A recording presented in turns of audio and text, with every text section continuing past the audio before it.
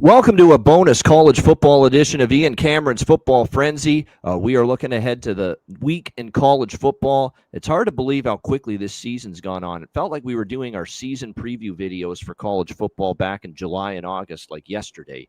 And now here we are. It's already mid-October, and we're like at the halfway point of the season already. So it's pretty crazy how it flies by. Very happy for the first of many times, hopefully, on this show. To be joined by former Notre Dame football player Eddie Scheidler joining us here on this edition of the show. He's into betting, so we are definitely going to be excited to get his thoughts. Someone that's put on the helmet, been in that situation in a team environment, playing on the football field. Eddie, good to have you with us. How are you? Things good? Ian, talk about an intro right out the gates, coming with some energy. Phenomenal. I think you pretty much gave the perfect spark notes for kind of who I am. So super excited to be on this. We're getting better at it. A little pun there. No. With a little help from yours truly. Of course. 100%. But yeah, to your point, played football at Notre Dame, was a safety from, it feels like a million years ago, 2019 to 2023, 5 seasons there for Brian Kelly's 3 years with him, 2 with Freeman. You know, it was probably the coolest thing I've ever done, the coolest thing I probably ever will do, except, talk betting with you on your podcast. But other than that, life is good. And it is wild that we're already in week 8 of college football.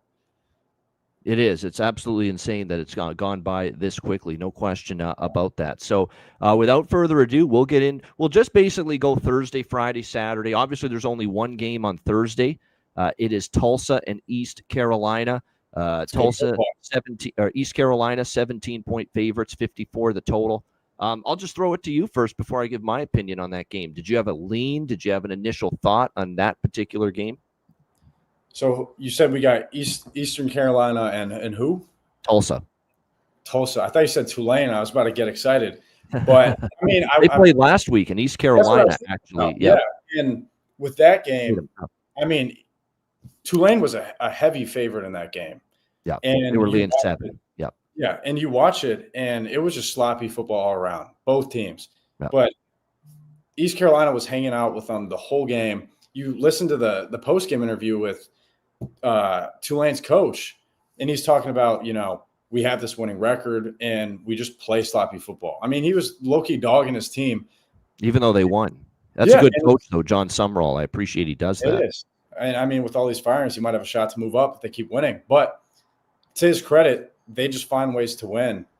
But at the same time, you look at East Carolina, they're hanging with a good, respectable team right there. So I think you can't necessarily write them out. So I kind of want to lean more towards them. I haven't done my homework too much in Tulsa, but just going off of that game, there might be some promise there for the Pirates. I'm on Tulsa, and here's why. Tulsa plus 17.5. It's just a lot of points. East Carolina is a bigger favorite, hasn't always been trustworthy in this point spread role for the last year or two. Hayton Hauser, their quarterback, and the offense has been bogging down in the red zone at times. They've also had some turnovers, which have taken points off the board. And Tulsa has not been good, but they've also faced a brutally tough schedule. At this point, especially early in conference play, strength of schedule does matter a little bit. And even though Tulsa, you're going to see the win-loss record, it's not pretty. It's a Tulsa team that's played Memphis, Tulane, and Navy. Could argue those are 3 of the best teams in the AAC outside of South Florida. Right. I think all of those teams, that's definitely 3 of the 4 top teams right now in that conference. So Tulsa's really faced a tough schedule. The biggest worry I have about backing Tulsa is their quarterback is a mistake waiting to happen, Kirk Francis. And he's not exactly the most polished passer at all. And could struggle with this East Carolina defense. But we're getting 17.5 points. They're off a bye week too, Tulsa. That's a positive. Extra time to prepare for the young head coach there that they hired. So, like I said, I think that they can just keep it within 17.5. So I did bet Tulsa there in that one on Thursday night. All right, Friday night, we've got a quartet of games. Now we're getting into some big games. Louisville, Miami, Nebraska, Minnesota, San Jose State, Utah State, North Carolina, Cal. Louisville, Miami. Louisville is actually a team that's got extra time to prepare with Jeff Brom, of course, the head coach of Louisville. Miller Moss, the USC transfer at quarterback. I Yep. expected Eddie big things from the Louisville offense. I haven't always seen it so far. They've had some mistakes. They've had some turnovers. They've had their offense is bogged down. I still remember the James Madison game early in the year where Louisville was laying 14, and they won the game by 14. But God, everything was a struggle to move the football. It was a grind for them to get that offense going against a pretty good James Madison defense. And I think, wow, you're struggling with James Madison at home. And James Madison, group of 5 team, very good group of 5 team. But still, it's a sign that if you're struggling with James Madison at home, are you going to be marching the football up and down the field here on the road against a Miami defense that has played extremely well here so far this season? That does work a little bit. And here's the thing, though, with Cristobal.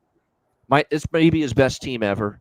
Carson Beck in the offense has been great. Malachi Toney has clearly put away any concerns we had about Miami losing all those receivers from last year. Restrepo and others and all those great receivers they lost from last year. And Malachi Toney stepped in. He's been great. Their O-line's very strong. They push, the line of scrimmage backward, which is the key to a good offensive line. They can throw the ball. They can run it. Louisville's defense is vulnerable. We saw them in the Virginia loss, 30-27. Chandler Morris, Virginia's offense really, dissected them pretty well. That's a tough game for me because historically I'd be taking Louisville here plus the points because I don't trust Cristobal as a big favorite, and long-term ATS, Eddie, as a favorite of more than a touchdown. It's not good. And I've got these vibes of that Virginia Tech Miami game last year. It was a Friday night game in the ACC, just like this one will be, and Miami is escaping with their life as a 17.5-point favorite. They won that game by 4 and escaped, and they very easily could have lost that game. And I also thought a couple of calls went against Virginia Tech late in that game, but Miami escaped 38-34. So is that going to happen here? Louisville is going to take them right to the brink. That being said, it's a much better Miami team this year than last year. So it's a tough game all around. I have a mild lean to Louisville, but I don't love it. So going off of that, I'm looking at my notes right now, aka DraftKings and the whole list of the slates. What I might take in that game is traditionally, if you say last year, Louisville take the points, I'm 100% riding that with you every day of the week. But now looking at this, to your point, Miami's defense is so strong. Yep. I mean, as a Notre Dame guy, I was watching that week 1 game at Hard Rock Stadium. And the one thing I was looking at is I knew Notre Dame had an inexperienced offense. They got a brand new quarterback under center. But Miami's defense, just the pass rush, their DBs were locking down receivers. Everything was coming together so early in the season, which to the last game we discussed, early in the season when you're struggling against a James Madison, you can chalk that up to, we're figuring it out. First game, you got to, shake off the rust. You got to figure out your team identity, all that stuff. But now halfway through the season, I'm you kind of know these teams. You've got the film on them. You know what to expect. So if I have to make a pick from this game, I honestly kind of like the over of 50.5. I feel is a bit ambitious, but Miami's team total points of 31.5, I think that's a pretty safe play. Like you said, Carson Beck, totally thriving in this system. They've got threats all over the place at wide receiver. And I just don't know if Louisville's defense is going to be able to keep up. It could be one of those games where, first couple drives, you're oh, maybe we got a game. And then at a certain point, maybe, early in the second quarter, just before half, Miami starts to click and really starts turning it on. Yeah, it looks like too. And another thing too, don't be fooled by Wheeler. Look at that. That's why watching the game and looking at, if you don't watch the game, I always say this to people wanting to get into this business and be successful betting long term, especially football. If you're not going to watch the game, make sure you at least read the box score. Just don't look at the final score. That's not going to tell you anything about the game flow and how the game went. You know that. There's been 100%. Final scores that are misleading all the time in football. You're going to see last week Miami 28-22 over Florida State, and you think, wow, that was a real tough game for Miami. Florida State was right in that thing. Well, no, they weren't. They were down. It was 19-0 Florida State in the fourth quarter. Before that point, after the third quarter, that was a 28-3 Miami lead.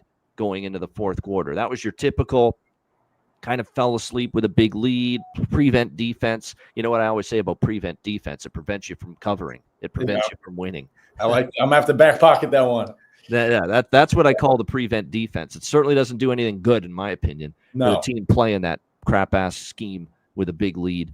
But nevertheless, I think it's a situation where be careful looking into that, thinking that was a tough game for Miami because they dominated early and then they kind of, like I said, coasted toward the victory in that one. And by the way, too, this game, another thing that concerns me is one team's been overvalued from a point spread standpoint this year, and one team's been undervalued. Louisville's been the overvalued commodity. Louisville's only covered 1 point spread this year.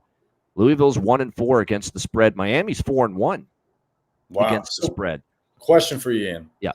How much does that play? Because I see these all the time. When you do your research, you do your due diligence, you're doing your homework, and it's like, all right, this team is 5-1 this season against the spread. Does that have some, like, how telling of that is it for like the next week's matchup? Like, do you look at that and you're like, oh, okay, well, if they're 5-1, odds are in their favor. They've been taking care of business. Vegas has been, pretty spot on. Let's go with the spread. Usually if a team is undefeated ATS on the season, I won't bet against them until they lose one, because clearly it shows me like there's a bunch of teams even still that are perfect, like perfect ATS, like 4-0, 5-0 against the spread at this time of the year. Yeah. It'll take something extreme for me to want to bet against them until they fail to cover a point spread. So that's the way I approach it. At the same point in time, sometimes with these teams that are only 1-4 against the spread, well, now might be the time to start looking at reasons to bet on them, because the number will eventually catch up to them. It's always, like I said, a blend of things, because you look at this and you say, well, Louisville's only covered one number, we can't back them. Yet at the same point in time, the last 2 years, it's been a 7-point game between these two teams. Head-to-head matters. You do have to factor that in. 52-45 Miami last year in Louisville, and then the year before that, here in Miami, it was 38-31 Louisville beating Miami. So, it's been competitive. And even before that, Miami won by 13 in 2020 at Louisville. Well, if they win by 13 here, they're not covering the point spread. They sure are. 13.5 here. So that's why I kind of lean Louisville. But like I said, I'm worried about if they play the way they did against James Madison and they play the way they did against Pitt, where they got off to a bad start. They came back and won, but they got off to a horrible start, down 17-0. You're not coming back against Miami if you do that shit. No, like you did against Pittsburgh.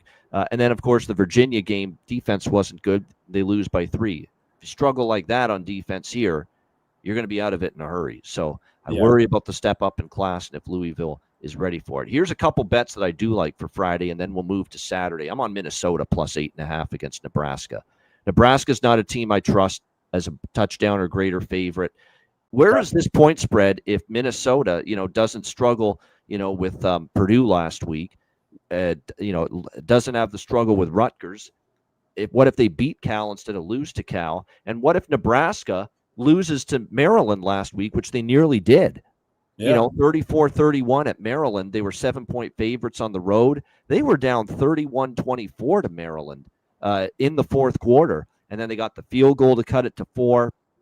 And then Dylan Raiola engineered a game-winning touchdown drive to make it 34-31. And I don't think Maryland's particularly great this year. And here's Nebraska. Great. Yeah, Nebraska. And I the same thing. Like, Nebraska's got guys for sure. Yeah. Dylan Raiola's, Patty Mahomes 2.0, Walmart Patrick Mahomes, whatever you want to call him. I use Walmart Patrick Mahomes. He makes too many mistakes at times. He does, but he's a young guy. Like, what is he, a sophomore? And he hasn't been running this year. He's got negative 51 rushing yards on the season. You're not quite Patrick Mahomes if you're not running the football better than that. Well, I mean, maybe the Chiefs this year, they've looked kind of sloppy. But to your point, I do like that Minnesota plus on DraftKings is 7.5, but the 8.5 line. Nebraska just hasn't showed enough. To your point, like they're ranked 25, but what have they done? Every game's close. They haven't blown the doors off a respectable. Minnesota's beaten them 5 straight times too, going back to 2019. Yeah. So I mean, I honestly kind of like that. Maybe even the points in this game. 47.5 is the line I'm seeing right now. I don't know 4 straight games decided by 7 points as well between the Gophers and the Huskers. Yeah.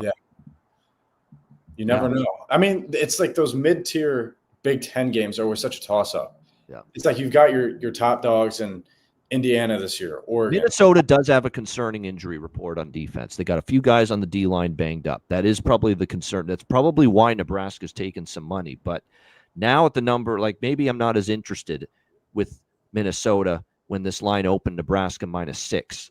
Now that it's 7.5, 8.5 in some spots with Nebraska, I think Minnesota's the play here now. Getting more than a touchdown at home on a Friday night. Big Ten game. I think it's a Fox game or FS1, one of those channels that has the Friday night Big Ten game. So I like Minnesota there. I like the over in the San Jose State-Utah State game.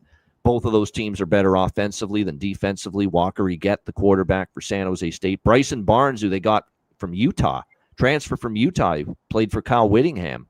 Played for Kyle Whittingham last year when Cam Rising had to medically retire midway through the season. And now he's come to Utah State. He's been pretty good. You know, a guy that's been able to throw it and run it. Eget's been very good. Neither defense is that great. Utah State is going to play fast. So over 63, I could see that being a shootout. San Jose State, Utah State. As far as North Carolina, Cal, the late game Friday night, there's no chance in hell it's Cal or nothing. Yeah, it's Cal or nothing. North Carolina is unbackable for me right now, Eddie. No, he has not earned it. That program is a dumpster fire.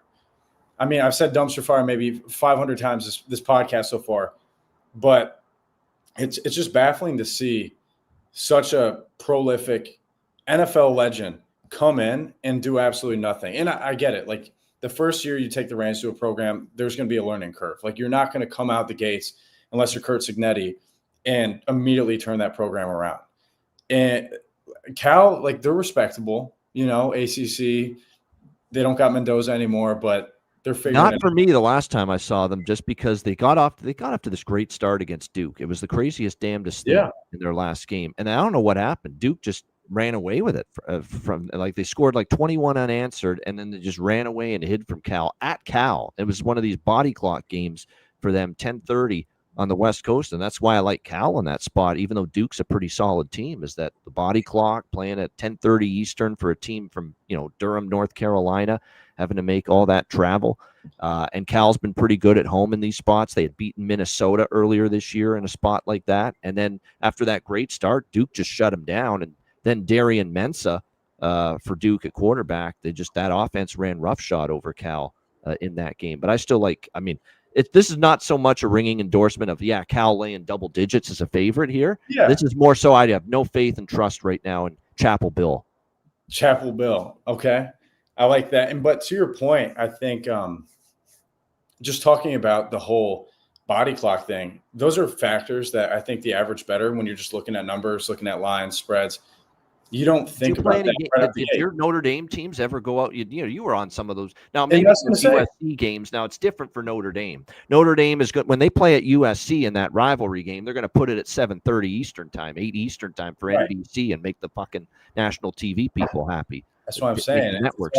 You're not going to bury Notre Dame at USC or Cal or any Stanford at 10:30 p.m. Eastern time. So you don't have to deal with that crap like some of these other teams do. Right, but it's such you see it so much now with, you know, UCLA, Oregon, Washington, USC being in the Big Ten. You have to definitely think about that as a bettor because, you know, playing in games like that myself, where we're going to Los Angeles to play at the Coliseum, or even when we played Navy in Dublin my 5th year, it's like and we only got there on Wednesday, I think, or Thursday morning, the week of the game, and it's like. And then 48 hours later, you're on the field playing. So let me ask you, did it feel like you still needed a longer period of time to adjust before that game started? Well, I would say 100% because you're not factoring, okay, you get in Thursday morning, late morning, whatever. But then that night, it's like you can't fall asleep or you're ready to go to sleep at, 5 p.m., whatever the difference is. So I think it has effects that go beyond, just the actual game day. It's like, all right, you get a bad night's sleep because your body clock's off that Thursday, that carries over to Friday, then to Saturday. So I think totally to your point, 10:30 kickoff, Cal playing at home. I like that -10. It's a little ambitious for sure It's like, what has Cal done? But it's also That's what has North Carolina done. North Carolina. Let me give you the scores of North Carolina against the FBS teams this year. The Power 4 teams, Power 4 conference, right? They've played how many teams in the Power 4 so far this year? They've played 3. Okay, you throw out the win against Charlotte, 20-3. Charlotte's awful. You throw out the win against Richmond, 41-6, FCS team, and I don't think they're even as good as they've been in the past. Richmond. I'm talking about the games that North Carolina and Bill Belichick played against TCU, UCF, and Clemson. Those 3 games against Power 4 conference teams, they lost on the scoreboard in those 3 games by a combined, I'm counting it up right now, it's horrific, 120-33. Some good ball right there. 120, that's TCU, UCF, and Clemson, 120, North Carolina, 33 in those games. Non-competitive. They're trying their best. Cal is probably worse than Clemson. Yes. They're comparable, in my opinion, to UCF, though. In my opinion, they're comparable to UCF. They're probably not as good as TCU, but they're not like so much worse than those 2 teams. So, yeah, I mean, I think it could be another lot. I mean, what were the margins of defeat? They lost to TCU by 34. They lost to UCF by 25. And they lost to Clemson by 28. 0-3 against the spread in those games. So, yeah, Cal or nothing. I'll tell that any day of the week.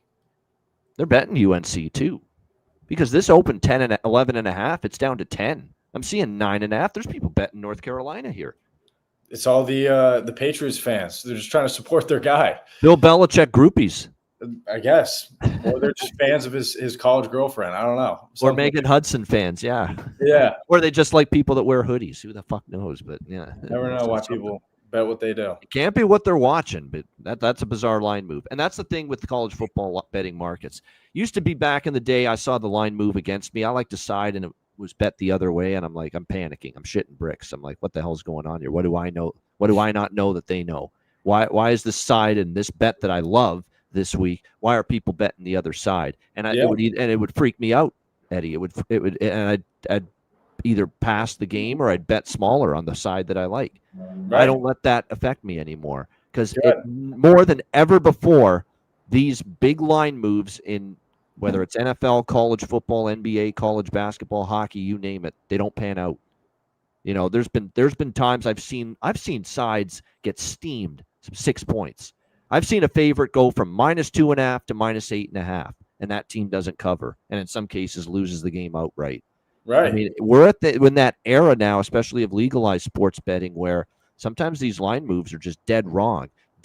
If you believe in your handicap of the game and you believe in your process, ignore the line moves and go with what you think is the right bet. You know what also really grinds my gears, Ian, is talking about line moving. So this past weekend, Alabama, Mizzou.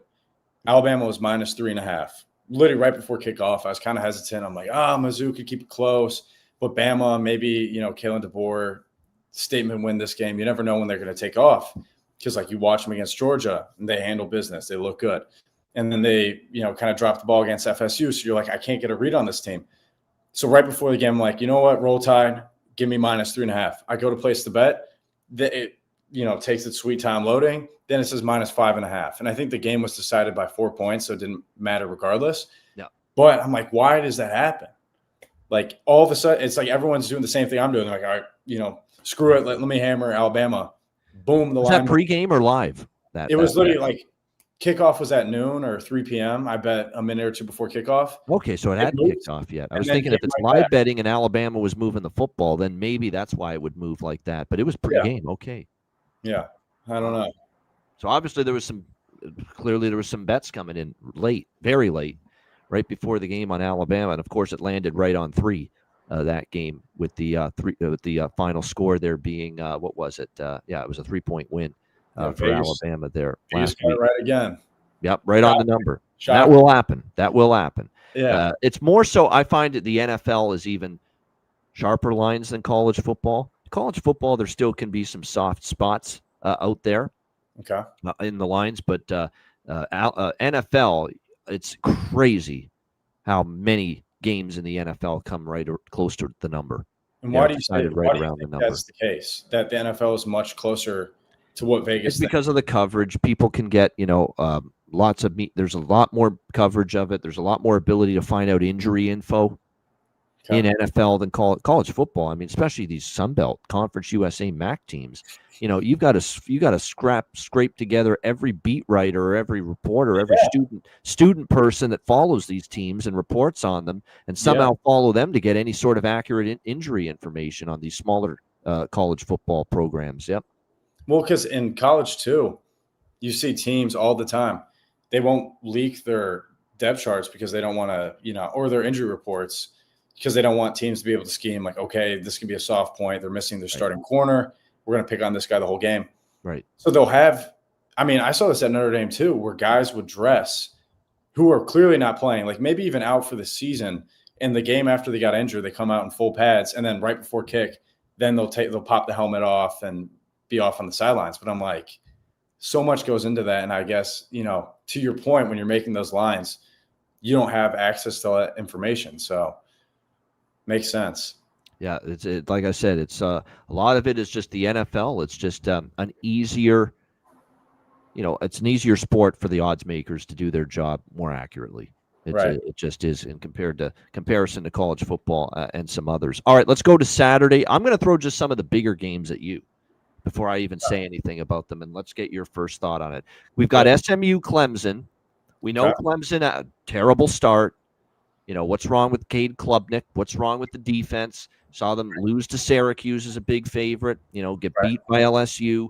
And some of these losses, too, for Clemson, don't exactly look as good considering, LSU's offense at times has been erratic, to say the least, so far this year. But the LSU loss, struggling with Troy. They lose to Georgia Tech. Like I said, they lose as a big favorite to Syracuse. They hadn't covered a point spread.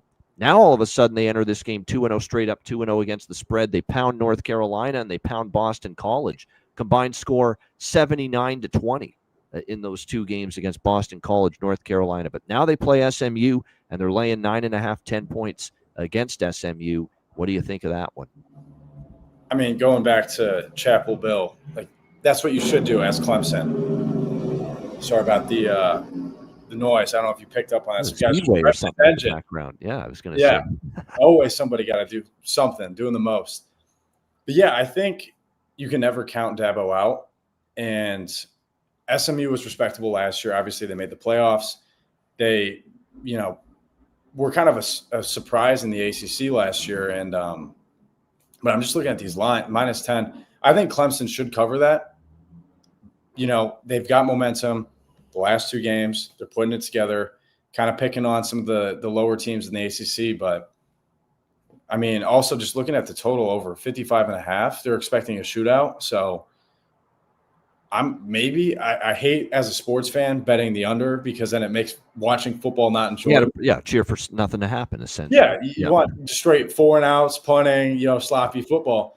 But I think if I had to go with something, probably just straight up Clemson -10.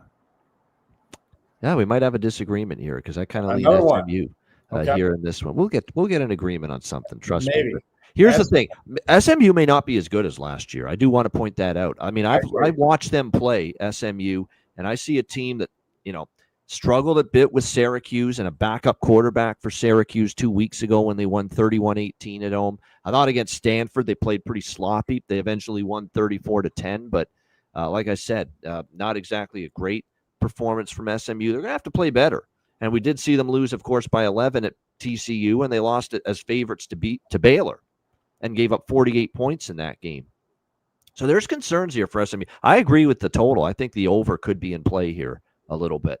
Clemson's offense starting to get rolling. It was 65 points in the ACC championship game last year between SMU and Clemson. Clemson won on the walk-off field goal, 34-31.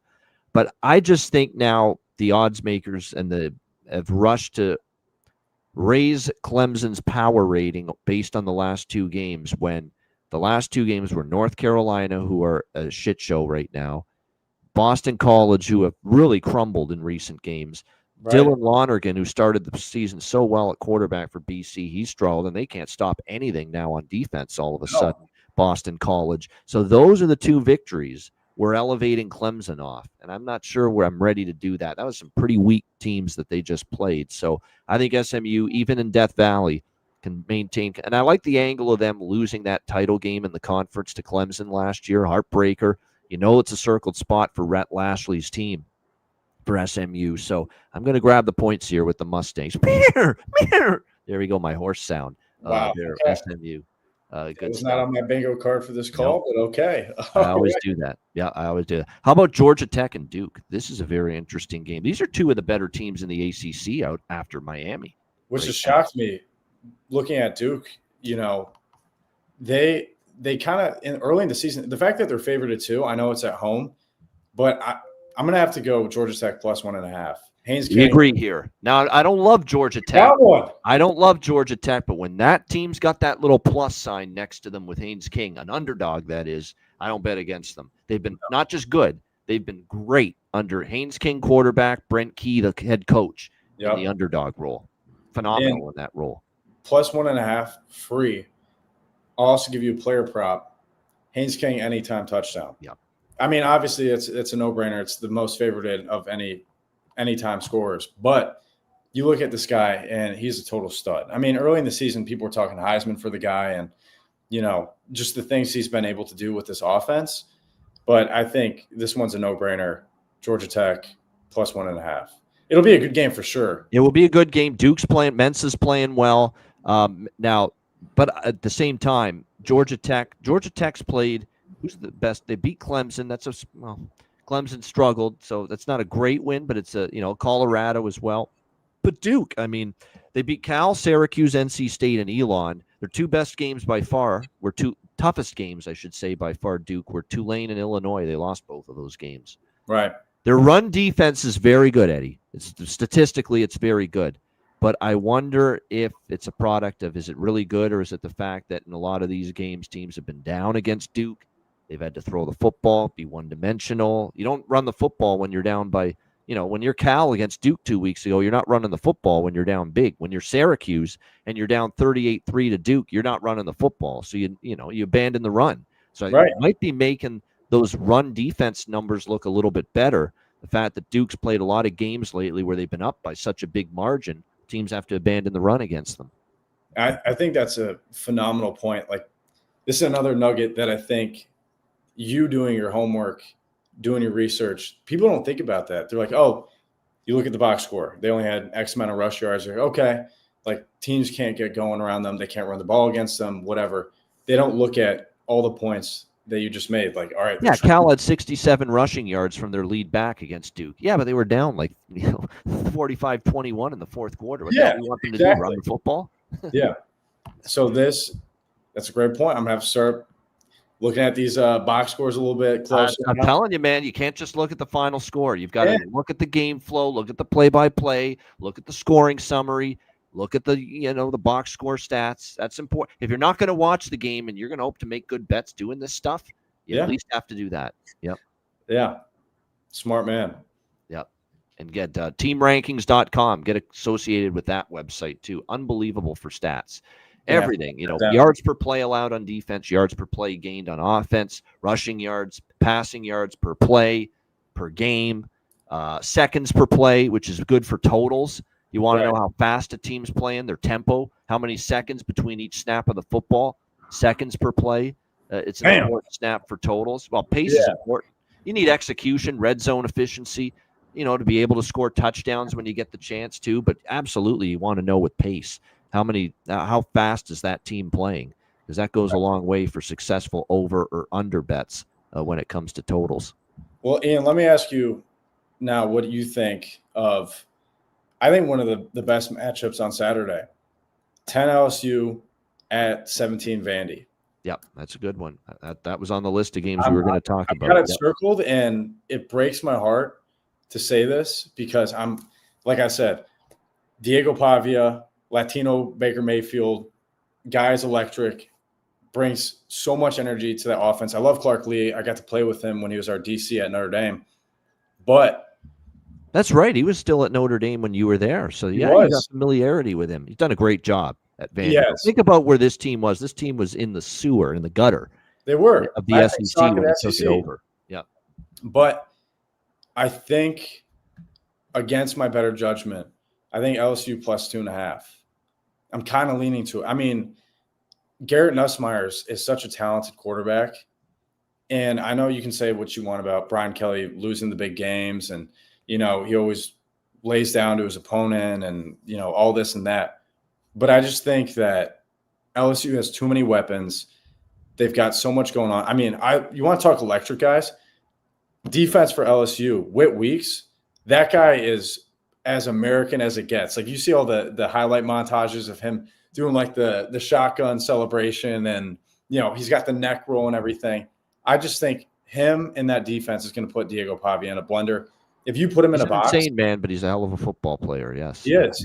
Dating Lane Kiffin's daughter too, which is even better. But I think if you're able to contain Diego Pavia, you can strap up the receivers. I don't know how Vandy gets out of this one. Yeah, it's here's where I am with that LSU Vanderbilt game. I want to take Vanderbilt. Okay. I do, but disagree again. No disagree because I haven't bet it yet, and I don't know if I will. But favorite and now having to win by a field goal against an LSU team that's dominated the series. I worry still about them being able to move the football on LSU's defense. That being said, LSU's offense has clearly been an issue all year. Like they are totally underachieving on offense. Nussmeier not even close to the Heisman discussion right now with what we've seen from that offense. And Vanderbilt is a hard-nosed, tough defense. And I'll be honest, I was impressed with what I saw out of Vanderbilt, even in the loss to Alabama, where they lost by double digits. If not for some mistakes and turnovers in the red zone from Pavia in the offense, right? They were moving the ball, against Alabama's defense for a good portion of that game, and just some mistakes kept points off the board. If they clean those up, they can beat LSU at home here potentially in this game. But like I said, I always prefer Vanderbilt as a dog, as a favorite. That's what I'm saying. Yeah. The minus sign is making me sweat a little bit. That's yeah. So I wouldn't completely talk you off LSU in that game personally, as far as that goes. All right, some of the other big games, I can't go through every game on the board. We'll be here all night, but just some of the bigger games on Saturday. How about let me see here. Oh, Ole Miss and Georgia. Oof. Georgia 7.5 point favorite, 54 the total. Because I don't have a strong opinion on this. I think Georgia's the better team. I don't trust Lane Kiffin in a game of this magnitude because other than beating LSU a couple of times, including this year, where's the game where he's beaten Alabama? Where's the game where he's beaten Georgia on the schedule since he's been at Ole Miss? These are the games he doesn't win. No. Georgia and this Gunnar Stockton offense and the defense has been on the field a lot, and they got to win by more than a touchdown. And you look at Georgia, they barely beat Tennessee. They needed overtime. They lost to Alabama. Winning by margin has not been easy for Kirby this year. No. And they've had over and over again, they've gotten off to slow starts. What I would say is if you like Ole Miss at all, take Ole Miss first quarter or Ole Miss first half. This has been a real problem for Georgia. They started slow against Tennessee. What were they down 14-0 in that game or something in Knoxville? So. And then they came back and they won. The Alabama game was a slow, which they ended up losing to Bama, but it was close at the end. It was a bad start again for Georgia. That's the thing with Kirby Smart is I respect the hell out of him as a coach. I think he's awesome. He's got great juice. You can tell the guys love playing for him, but the games just start out slow every single time. So honestly, but you live bet Georgia. That's what you do, and that's what I've done a ton of times in the last couple of years. He is a great adjuster in game, great adjustments coach in game. The team gets better. He makes his adjustments. Georgia, after falling behind, is always worth a look as far as a live bet in game. 100%. Yeah. And I think honestly, maybe you move that to 6.5 and take Georgia, or the over of 54.5. I think it's going to get to one of those games where, okay, maybe they start slow. Halftime, it's 21-17. You can't really tell. And then second half, it's just boom, touchdown, boom. Big play, explosive offense, defense laying an egg. Like, I think there's going to be a lot of points in this game. So, honestly, I'm going to take the over and then probably take Georgia, but bump it down to 6.5. All right. How about lowly. Here we go. We knew we were going to talk about it at some point. Yes, James Franklin out at Penn State. There it goes. Yeah. Just incredible that they go from nearly beating your alma mater, their Notre Dame, in the playoff semifinal last year, and exploded for Bear this year with an incredible roster, offense, defense. Drew Aller, NFL draft bound prospect, starting at quarterback, and all this promise. Yep. Yeah. Katron Allen, Singleton, the dynamic running back duo. Yep. And here we are just a few weeks later, the Oregon loss in overtime, which was painful, another big game loss. And then the first time in college football history, and that's some long history, where a team has lost outright as a 20 or more point favorite in back-to-back games, as Penn State did against UCLA and again against Northwestern. And now James Franklin out, Drew Aller out for the season. Grunkemeyer is going to take over at the quarterback spot for Penn State. What are we going to see with the interim coach? What are those? This is about the mental thing now for Penn State. Is there anything left energy-wise based on everything's down the shitter now? All your aspirations and dreams for the season are crushed. You wanted to win a national championship. Nope. You wanted to win the Big Ten. Nope. You wanted to be a playoff team. Nope. You're not being a playoff team now. No. Even if you win out, those 2 losses are so bad. Yeah. It destroyed your hopes to make the college football playoff. So this is all about pride as a not a professional athlete, but as an athlete and as a competitor. What do you got in your being to play hard for the rest of this season when knowing it's already gotten away from you as far as your preseason goals are concerned? For me, I could only look at Iowa at home. I think Iowa's look at Iowa here. Honestly, 39.5. I mean, Iowa historically just a terrible offense. They brought in they had a little better quarterback. Gronowski can run a bit. I think he's better than some of the recent quarterbacks they've had. But no, it's not one of those up and down the field lighted up offenses. No, not at all. Except when they played Rutgers, but Rutgers is a pretty bad defense. Yeah. Right. But to your point about what do you have left to play for? Penn State, it's one of those things where you lose your head coach and your preseason goals don't align with what's actually happening. I feel like you always see one of two things. You see the team imploding, like you've seen, or you see what's happened with UCLA, where it's maybe Deshaun Foster was the problem. And all of a sudden you bring in, a young guy as coach. Clearly the team loves him, played there, and it just turns your season around. Not to say they're going to the playoffs or anything, but, they win some games. They beat Maryland this weekend. They, get a couple down the road. They're playing in a bowl game. So I think it's just interesting that, the win has been completely taken out of Penn State sails, and I think Iowa might be the play here. I agree with you on that. We're doing this on a Wednesday night, just so you know. For those of you watching and listening, we're recording this on a Wednesday night. I want to put Eddie in a frame of mind of being confident with his bets and his wagers.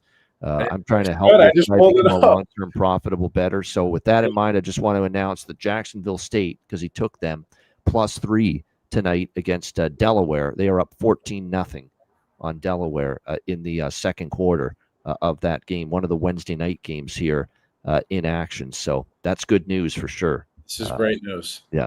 Happy to hear that. We're going to make him a profit. We're going to get a profitable season going for him. Absolutely. In college football, NFL too. Betting the teams I know, which almost feels sacrilegious at points. Obviously, I always take them regardless. But Bears last night, +5.5. Check it off. Notre Dame. I mean, I that's my team. I do my research. I do my homework. I love those guys. They've been pretty good to me.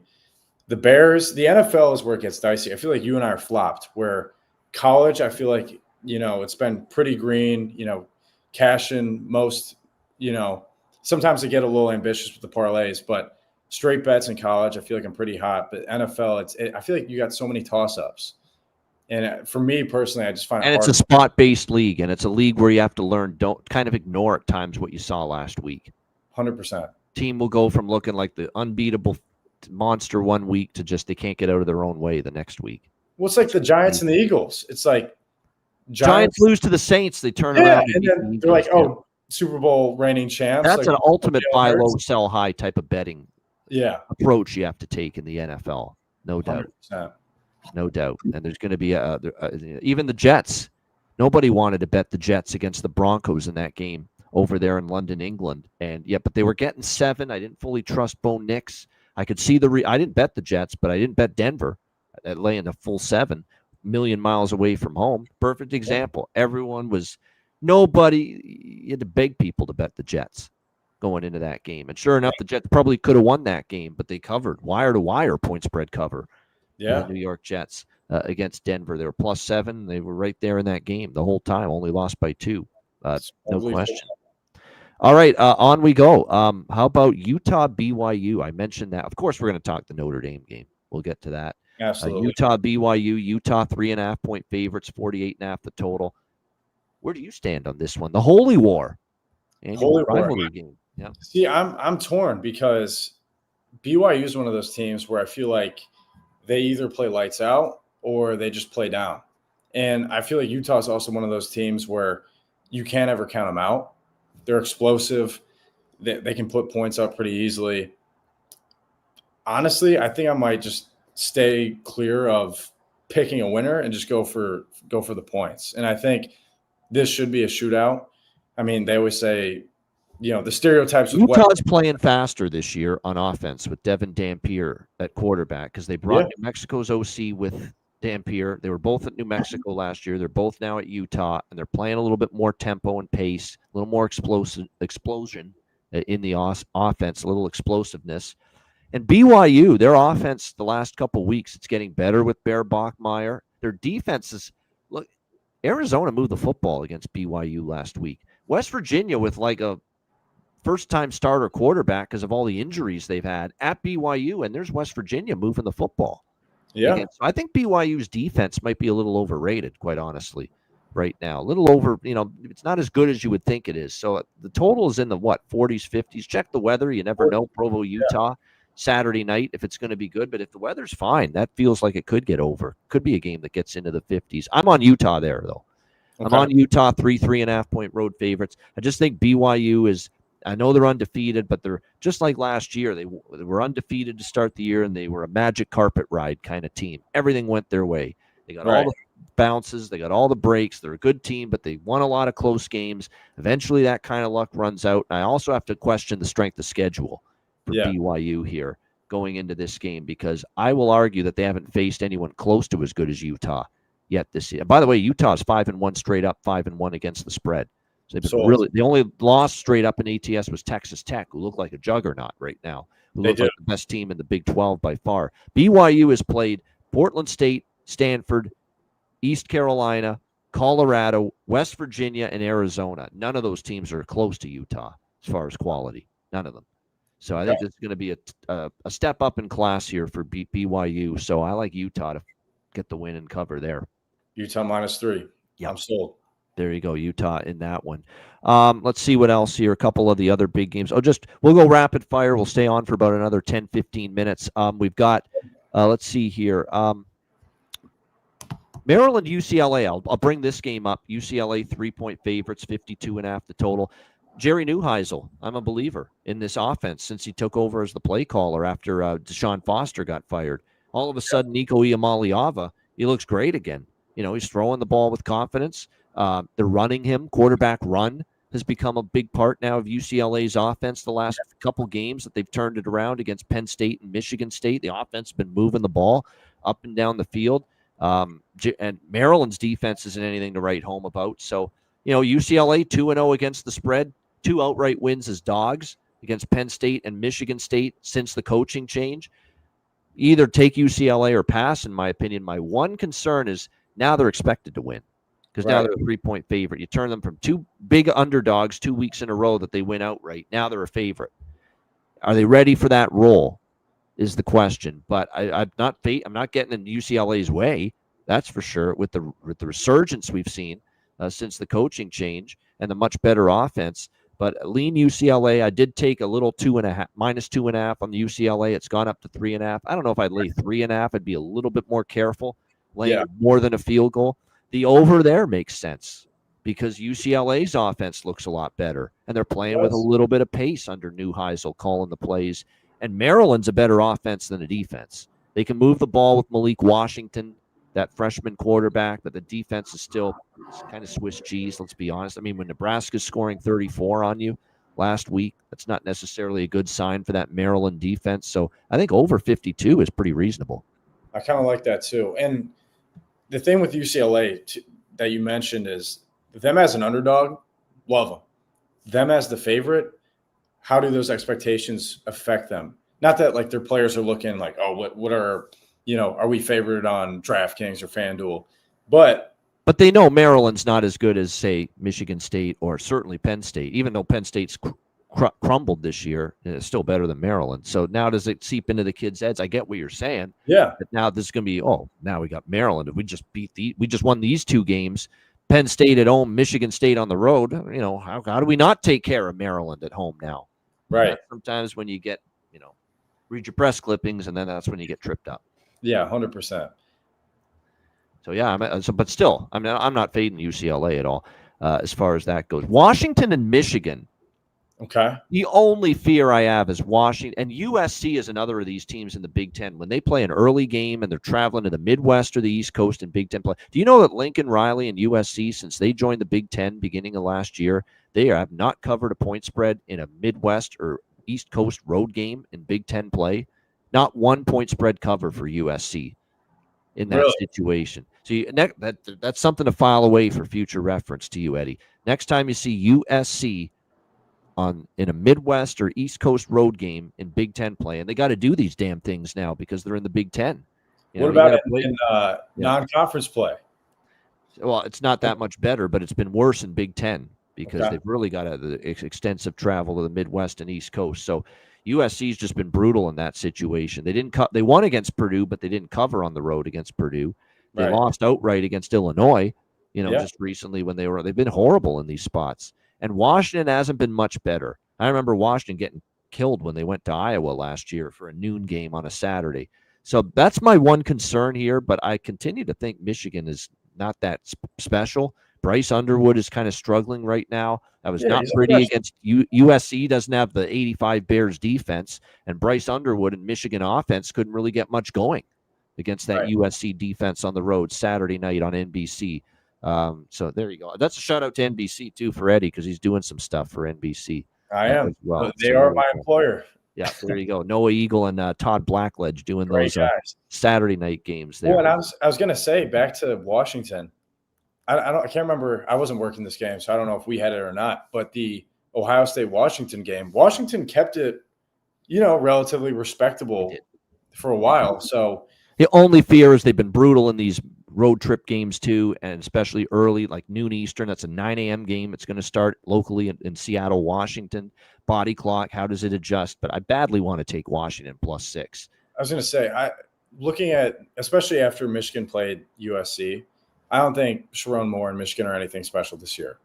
I think they got exposed against USC.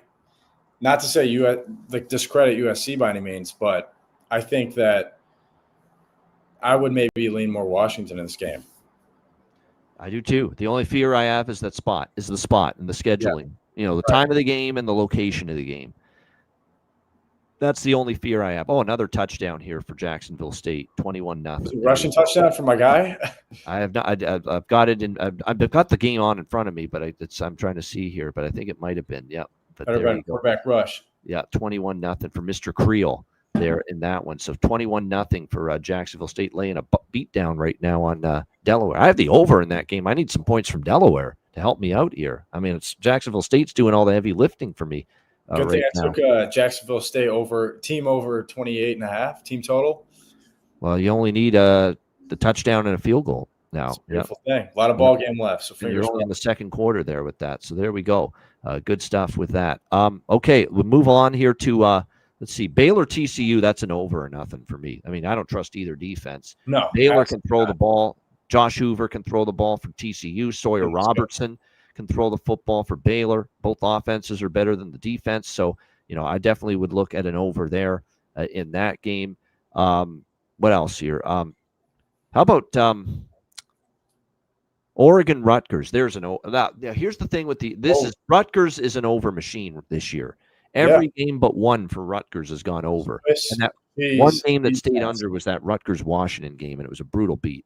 There Yeah. were tons of red zone failures, a couple turnovers, missed field goals. That game should have easily went over. And then there's Rutgers at the 5-yard line with 2 minutes to go. They score a touchdown, it goes over, and Kaliakmanis, the Greek stallion, throws a turnover in the end zone, interception.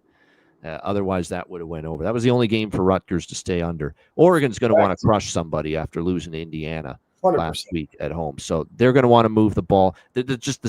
I shudder to think with how slow Rutgers defenses look this year and bad at times and out of position, how they're going to handle that speed of Oregon. That's maybe Oregon team total over. Maybe you tack that on, maybe as well. But the only concern with this is it is Eugene, Oregon. It's Autzen Stadium, and I'm seeing rain and a chance of wind.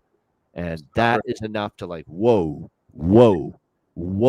Let's pump the brakes on this here, and let's wait till closer to game time on Saturday when we get a better forecast, a more accurate forecast. Maybe the rain's going to be out of there before game time, and the forecast changes a little bit.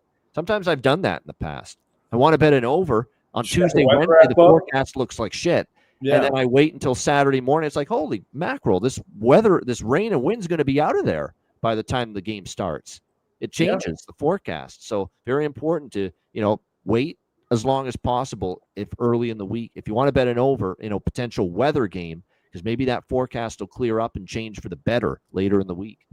Yeah, and just going back to the Greek stallion, I played him a couple times in high school.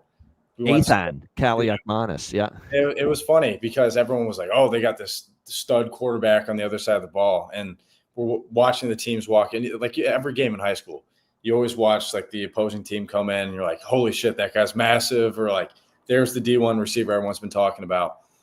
And, I mean, Kaliakmanis has an absolute slingshot of an arm. But, he came in, he was, a $170 soaking wet, not the biggest guy, whatever. I think we still lost those games. Our team wasn't, all that. But, yeah, he's a good guy. But then also to your point about the weather, we were working the Miami, Ohio, Rutgers week 2 game. And it was the same thing where I'm like, if you're gonna take Rutgers, okay, well, there's torrential downpour right before the snap. I mean, we had a 2-hour rain delay. It was nuts, but then all of a sudden it got pretty again. And I'm like, that's when you should live bet the points, because then they started slinging it, and Rutgers defense was letting Daquan Finn and Miami, Ohio move all the way down the field. So I'm like, you got to take all that into consideration. Yeah, certainly. It could change in game too. If you see the weather clearing up if it's been 6-3 at halftime, nobody can move the football. It's a quagmire, and it's all kinds of rain and wind. And then all of a sudden it clears up. Bet the over right then and there. If you know if you see that the forecast certainly is going to get better. Yep, as the game goes on. So I want to take over Oregon Rutgers, but that's the only fear.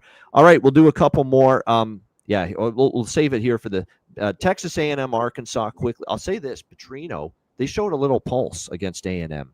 Arkansas, or Arkansas, I should say, showed a pulse against Tennessee last week. First game after Sam Pittman got fired, and Notre Dame's got a big helping hand in getting him fired with that performance. He was canned after the game. Yeah, I know. Right after that, Notre Dame laid a 60 or 50 spot on them in that game. But their defense still bad, but it was at least a little bit better. They got a couple of stops. They still gave up into the 30s, but their offense was good, and they only lost by 3. They really gave Tennessee a tough game, and they easily covered the number. They were getting almost 2 touchdowns as underdogs, Arkansas, against Tennessee. Coach bump clearly in effect. Does it carry over to this game, though, against A&M? That's the question. I'll say this about A&M Arkansas. It's an annual rivalry game. They play each other every year. Every year it feels like Arkansas gives them a battle. I'm tempted by the dog there, the Hogs, the Razorbacks, plus 7.5 in that one. See, just from watching Notre Dame, Arkansas, I feel like I can't go with the Hogs. I feel they're just not a good team this year. I feel like Arkansas has always been that bottom feeder of the SEC in recent years, and I'm just not sold. I don't know how good Tennessee is, but very good offensively with Aguilar. Their defense was supposed to be really good. Like they were supposed to be a really, really maybe Right. an SEC contender, and I guess you could say they still could be. But their Yeah. defense was expected to be great. I don't think their defense is as good as I thought. They've been leaky, but the offense is excellent for Tennessee. Right.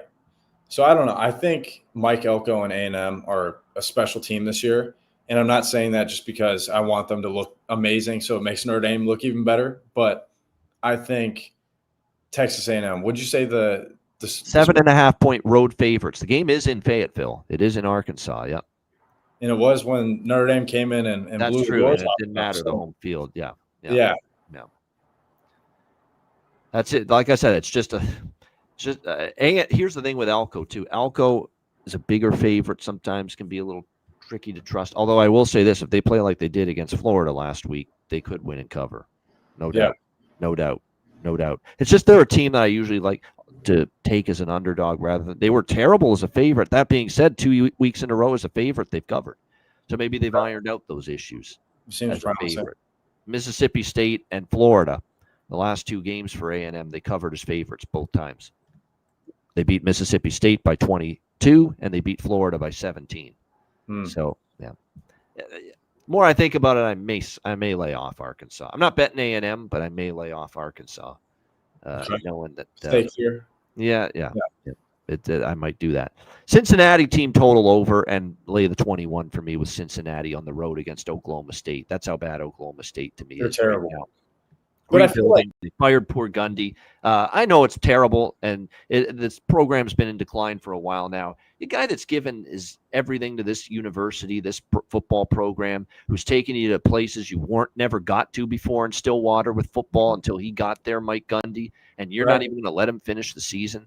That's what I don't get about some of these coach firings, where it's like, okay, clearly with James Franklin and his situation, there's like you could tell there's a disconnect. Yeah. And it was best they parted ways. But like he brought, in James Franklin's case, after all like the because it was the whole scandals that kind of like came before him and it wasn't pretty, wasn't ideal.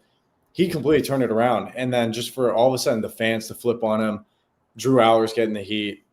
And I think the same thing happened with Mike Gundy. Like obviously there's some scandals with like the whole, his comments towards like him handling the DUIs for Ollie Gordon and all that. But I think to your point, they should have let him finish the season. A little farewell tour. Maybe it wouldn't be pretty, but you just kind of chalk it up as you're not going anywhere anyway this year anyway. Just let him. No interim coach is saving this disaster in this season. Just let him finish it out. Let him go out with. He can say, you know what, I'm going to step down this year. The program needs a new. Let him be the one to announce that and step down on his own. It's just a tacky way and a brutal way to end an era where he did so much for Oklahoma State. And to what point? Like you're going to start the coach search now? Yeah. Like you get a couple extra months? Like I think, let him go out on his own terms. Even though it's going to happen, let him spice it up the way he wants to. Yeah, I think it should have let him finish the season there anyway. All right, we'll do a couple more games here. We got to talk Texas Tech, Arizona State. This is interesting because Arizona State this opened with Texas Tech, a 10-point road favorite. Now 7.5-point road favorites. There's been a ton of money coming in on Arizona State as a home underdog here in this game. Now, initially, I've got to think the reason for this is that Sam Levitt's cleared and he's going to play. He is a dog. Arizona State. I mean, he's a good player. Highlights this year. That guy is insane. How he gets out of some of those pressures and extends plays. Yeah. He's a stud. He's got a good arm. He's got an NFL arm. They said there's no quite like he's got a chance to be pretty high up in the draft. When he goes after this year. But he's upgraded to probable. That's what's done. I was going to say it's got to be he's going to play. Yeah. It's looking good for Saturday, Kenny Dillingham said. So that's why it's moved. Not to mention Baron Morton, Texas Tech quarterback, day-to-day with a leg injury that he suffered against Kansas. But Will Hammond's a very, very good backup quarterback. Like he's started a bunch of games for Texas Tech. And I don't think maybe a little drop off, but Will Hammond can play, still if it's him at quarterback. I know it's Levitt. I don't know if I can step in front of Texas Tech. Actually, if it falls further, I may have to lay it with Texas. That's how good they've been. Like Really? Big 12 is usually where defenses go to die. Yeah, You know, 100%. nobody plays defense usually in the Big 12 conference. Texas Tech is. This is an excellent defensive football team. You know, Yeah. they shut down Utah, and Utah's scoring against everybody else on their schedule. You know, they haven't given up 20 points in a game this year, Texas Tech. You know, Houston, Utah, Kansas. Kansas got a good offense. They didn't even hit 20 points against Texas Wow. Tech. They're 5-1 against the spread. Their only non-cover was against Kent State, and they won that game by 48 as a 48.5-point favorite. Other than that, they're that close to being perfect ATS. They've won their Big 12 games against Utah on the road by 24, Houston on the road by 24, Kansas at home by 25. And that was a game their quarterback got injured. I can't get in Texas Tech's way. And I love me some Arizona State. And I like Levitt and I like Dillingham. And I bet them a lot last year and won a lot of money with Arizona State. Yeah. This is coming from someone that can't be a bigger fan of the Sun Devils than me. Yours truly, the one and only Ian Cameron. That Canadian being said, Sun Devil.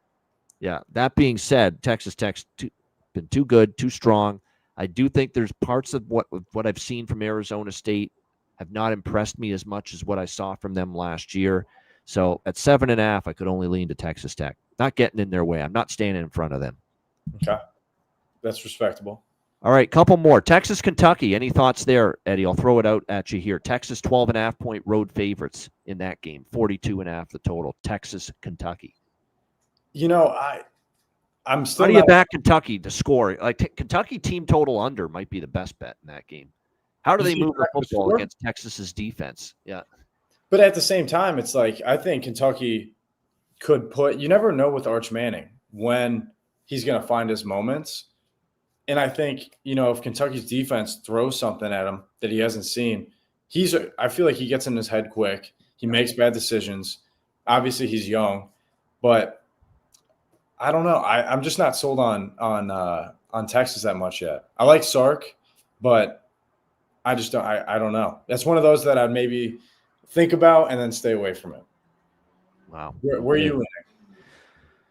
Yeah, Kentucky team total under is probably what I probably will end up betting. I just don't see how it doesn't even matter who's at quarterback. Calzada could come back from injury.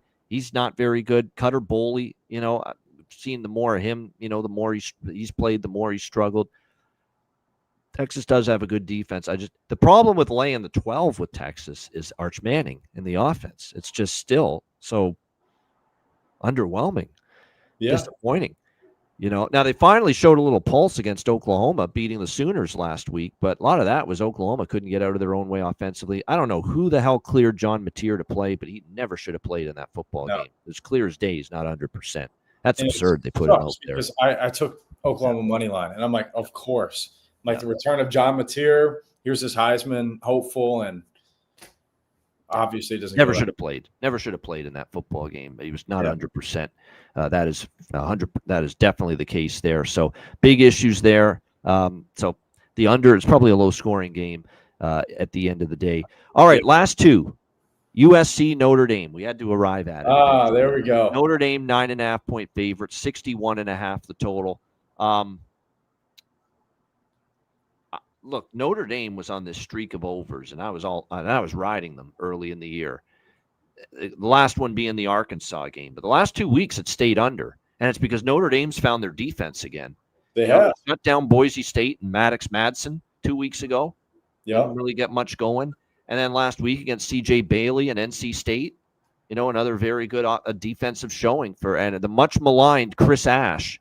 A little vindication for him because people are thinking, geez, we lost Al Golden to the NFL, to the Cincinnati Bengals, and now all of a sudden this guy can't get out of his own way scheming this defense. But where's Al Golden? We need Al back. Yeah. You can call me Al. Remember that old song, Paul Simon? Great song from the 70s. But, yeah, Al Golden moved on, and Chris Ash, I know some Notre Dame fans, they were just eviscerating, you know, Chris Ash. Saying, holy shit, how do you take this talent and we're playing this shit on defense in that A&M game, the Miami game, where they struggled. But look, last 2 weeks, they've played a lot better. My question is, though, Boise's got some flaws on offense. NC State, pretty good offense, but USC can move the ball, and they got speed. How's Notre Dame going to handle that on the outside with Mekhi Lemon, Jacoby Lane, some of those great receivers for USC, and Jaden Maiava playing very well at quarterback for them. That being said, I know USC's defense looked better last week against Michigan. I think Michigan's offense has issues. I think Michigan's offensive line has issues. I think their offense overall has major flaws and concerns. I think USC's defense, which gave up big points to Illinois, Purdue moved the ball against them. Like, they've struggled on defense in other games this year. I think it's back to that USC defense that looks, subpar this week. I think CJ Carr, Jadarian Price, Jeremiah Love, that run game gets going. Starting to get some of the receivers stepping up too lately. They are. Will Pauling, Eli Raridon last game. Yep. Like, these guys are – that's the thing with Notre Dame that I love this year is you want to take away – okay, you look at their backfield. You're like, they got, thing one and thing two, thunder and lightning. These guys will tear you up. So you're like, okay, let's pack the box. We'll make them throw it. Now you got CJ Carr. If you looked at some of those throws from last weekend, you would not think this guy is a redshirt freshman, sophomore. Like, he is a stud playing beyond his years. The throws he's making on the run, in pressure, like avoiding sacks, getting out of trouble, all that he's doing. Then you look at the other side of the ball. Okay, USC last week, two of their starting running backs both go out. One of them out for the season. They bring in the walk-on running back, King Miller. I mean, yeah, he balls out. He has 158 rushing yards. He's got a touchdown. But prior to that, he only had 11 carries his whole career.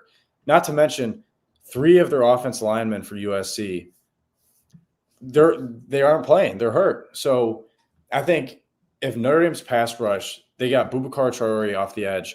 He's a stud. He missed all last year with an ACL. He's come out, and I think the last game he had 2 sacks. He's been tearing it up. Leonard Moore, one of the best All-American corners out there, strapping up. Their linebacking core has just been another thing. Max Bola, he is a stud. Like, this guy is, the disciple of Al Golden. Like, he knows what he's doing. So now put all that together with Chris Ash's defense that I think people weren't giving enough credit that, we lost a ton of guys. I say we, but Notre Dame lost a ton of guys to the draft last year. They had a new DC that, even though the scheme relatively is the same, it's going to take a little bit, especially when you're playing at Miami, Texas A&M. You're playing these good teams that, there's going to be a learning curve. So I think now, with all that in mind, I think Notre Dame -10, free. I think Notre Dame team total over. That's where I'm going back and forth because I do think the one thing I'm pretty confident in my analysis of this game is Notre Dame's going to move the football on USC and score 100%. Points. Swiss cheese. I truly believe that. I think Notre Dame team total over on my concern is I want to take over 61 and a half. And my only concern is, does USC do enough to help me? And I think they can still, because with all due respect to Boise and NC State, the last 2, the turnaround games for the Notre Dame defense, I got to see it again. Because I think USC can throw the ball better than those 2 guys can. Bailey for NC State and Madsen for Boise State. And I think Lincoln Riley's offense will be a bigger challenge for Notre Dame. If they put up another performance where USC doesn't get to 20, they're going to get more than 7. I know Boise only got 7. NC State only got 7 against Notre Dame. USC is going to score more than that. But if they hold USC to 20 or less, then I'm ready to say, hey, we got a defense again on our hands here with Notre Dame. And but you look at USC's missing those offensive linemen. I don't think Michigan is as good as people maybe thought ahead of last week's game. I think Notre Dame's defensive line is better than Michigan's. I think just things are starting to come together finally. And I think that's really going to show off this weekend, which is why, not because I'm a Notre Dame guy through and through, but all those reasons matched with the guy who should win the Heisman, Jeremiah Love and J.D. Price in the backfield, and how C.J. Carr has been getting his receivers more into the action. I just think that's too much for USC to handle. Fair enough. By the way, as far as there is some rain. There is a chance of rain apparently in the forecast. I'm just seeing that now in this Notre Dame and USC game on Saturday night. So keep an eye on this. Might be another one of these deals where weather could be a negative factor in that game coming up. USC. Notre Dame thrives in the snow, the rain. So pump the brakes again on the I want to take the over. Let's wait till we get a better forecast closer to kickoff on Saturday night. The last game we'll talk about is Tennessee and Alabama. Alabama 8.5-point favorites, 58.5 the total. We'll have to see with Alabama. They're laying a sizable number here. They've certainly gotten better each week. I don't think there's much denying that. They've certainly gotten better. But I think when you look at this scenario here going into this game, am I ready to lay 8.5 against what can be an explosive Tennessee offense? That's going to be the question. And it's the same point in time. Tennessee beat them last year in Tennessee 24-17. And Alabama lost to Vanderbilt. They got their revenge. They got their redemption beating Vanderbilt. It's the same kind of spot here. They're looking for redemption and revenge after losing to Tennessee last year. And when you look at Tennessee on the road, their only road game all season was at Mississippi State. And they were 7.5-point favorites. They escaped with an overtime win, 41-34. They struggled on defense in that game. This one I might make a case for the over a little bit. Just because, 58.5, we'll see. But Alabama's offense, here's the thing with Alabama's offense. They have not always finished drives. They're going to have to do that in this game if they're going to cover the number or the game's going to go over the total. But I think their defense, Alabama, they struggled with Bo Perbula a little bit in Missouri, gave up 24 points. Vanderbilt only scored 14, but Vanderbilt turned it over in the red zone not once but twice, or else they could have scored more than 14. Georgia, they gave up 21. Now they shut down Georgia in the second half, but Georgia was still moving the ball at times. And then everything else, Wisconsin, they have no offense this year. ULM, is obviously a lower tier team. And then still can't forget that Florida State's offense has not been nearly as good in recent weeks. And that Florida State offense, the first game of the year, went up and down the field moving the ball against Alabama in that 31-17 win. So I think I might make it there with the over 58.5. The side's tough. It feels like it could be a few too many points. I could see Tennessee staying inside the number. Do I really want to bet against Alabama in revenge at Tuscaloosa? And they covered the number against Vanderbilt in a similar spot a couple weeks ago. So the side's tough. I'm going back and forth, lean over. What do you think there, Tennessee and Bama? Honestly, I'm going to agree with you this time. I like the points. I think a lot of these SEC games, you get shootouts. You get, especially early in the game, it's like you're figuring it out. It's scripted drives early on. You're moving the ball down the field. I think Alabama's going to win this one. 8.5 seems – you never know with like teams like, again, Arkansas, Tennessee. They can turn it on any week. You just don't know which week it's going to be. But I think in this game, Alabama's going to win. I want to say maybe lower it down to like a 6.5. But I think the over definitely is a sharp play. All right, there you go. Like an over, you agree with me there, over as well. And I'll throw one out for the late game. There's really one major late game on Saturday night. Florida State, Stanford. Florida State's been overvalued. All of a sudden, Florida State can't cover a number. Really? After that red hot start. Remember where they were beat, they beat obviously Alabama. They were crushing all those, lesser teams, and they were covering those big numbers, big numbers as a favorite. And now all of a sudden they're 0-3 straight up, 0-3 against the spread the last 3 games. They lost outright as favorites on that Friday night to Virginia, 46-38. They lose to Miami, 28-22. They don't cover, and then lose outright as 10.5-point favorites to Pittsburgh at home last week, 34-31. I'm kind of leaning to Stanford. Ugly dog. Stanford's not very good, but plus 18. It's one of these, again, Tallahassee, Florida to Palo Alto, California, 10:30 p.m. Eastern start time Saturday night. Body clock adjustment, a negative for Florida State.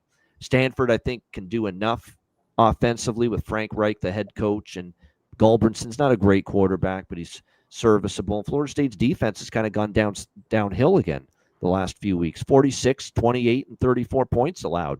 Yeah. The last 3 games. So I'm leaning with Stanford plus the points, and certainly I'm interested in the over here because I think Stanford can score a little bit against Florida State. The one concern for Stanford is their defense gave up 34 to SMU, 29 to San Jose State, 48 to Virginia. I don't know how they're slowing down Florida State's speed. No. And so Florida State will score points, in my opinion, here. So that's why this total, Florida State, Stanford, over 52.5. I think that's the way to go. I think that's the first time tonight we're going back-to-back picks. We agree. I think the over definitely is in play. I think UVA definitely knocked the confidence of Florida State. Like clearly there's been a decline since, that big win versus Bama, and they're taking care of business early in the season. But Florida State's defense isn't great. I think, to your point, Stanford is Stanford. They're not the Stanford of like the early 2000s, the Andrew Luck, Christian McCaffrey. So I think there's going to be points both sides of the ball, not a whole lot of defense. Definitely playing the over there. All right, there we go. An agreement there in that one. All right, there you have it. This has been, like I said, we haven't done as many college football. I have the college football show on Mondays, Hitting the Books with Connor Mack, my pal from Las Vegas. We do that every Monday. But in the Football Frenzy show that I host, we haven't done too many college football shows because all the guests we get that played football, they wanted to talk NFL. Not as many of them signed up for the college, but Eddie did. Eddie told me right away he prefers talking college as opposed to NFL. Speaking of NFL, just before we wrap up the show, one game that you're thinking of betting this Sunday in the NFL, if you can say pass if you don't have one yet, but what do you think, if anything? I was going to say my game was last night. I texted you separately saying Bears plus 5.5. That's my bread and butter. It was a good spot, right? They were off a bye week. They were getting points. The revenge for the Hail Mary loss last year to Washington on that same field. Yeah. Caleb Williams, people keep sleeping on him. Even though he's a USC guy. Yeah, I'm not there yet with him, but it's a step in the right direction for him. Because there's some moments he's like, wow, what a great play. And then there's some moments you're like, what the fuck are you doing, man? Yeah. Well, I think he's on track to be the first Bears franchise quarterback to ever surpass 4,000 passing yards in a single season. He's going to hit that. Yep. And default, he just gets above Rex Grossman. I mean, Jay Cutler is a legend in Chicago, but I think Caleb's slowly cementing himself as that guy. Yeah, like I said, though. Yeah, like I said, I need to see more because the consistency is still a problem I have with him right now. Right. Just not even game to game, drive to drive consistency. Right now, but no doubt you got to give it time. And Ben Johnson is one heck of an offensive mind. We know that. Let him work in this system, and then we'll see how it goes moving forward for sure. Great stuff, Eddie. Anything you want to add before we sign off and say goodbye? Ian, this has been a pleasure. I think next time I'll get my mug out and we'll have to. Yeah, I know. We'll team up. I'm just slugging my water while you're having the time of your life over there. But this has been fun. Definitely want to come back on, and wish my phone died. Otherwise, I'd be hammering these bets in real time. 21-6, by the way, is the update. Jacksonville State leading Delaware. So Delaware's on the board. They either went for 2 and didn't get it or missed the extra point. I got the Blue Jays now primarily in front of me here in the office, so I turned the college football off for now. But like I said, 21-6 is the update. So I need over 56 in that game. So we need Delaware to help me out with some points. Jacksonville State's doing their part, but need Delaware to kind of get the offense going a little bit more than they have so far in the early going. But awesome stuff. Eddie Scheidler is going to be on with us a lot more moving forward. Like I said, we've been looking for people that play football. He's got that experience, and also into betting. And he's got that. And not everyone we've had on this show, as you know, is into betting. It's like point spread and like, what's that?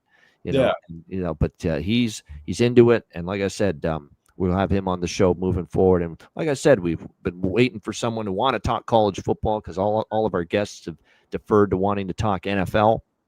So now we've got to fill the gaps here on the Ian Cameron's Football Frenzy show with college football. Great stuff for Eddie. Hit the like button, by the way, on the way out. Those of you watching on YouTube, appreciate it very much. For Eddie Scheidler, I'm Ian Cameron. This has been a college football edition of Ian Cameron's Football Frenzy.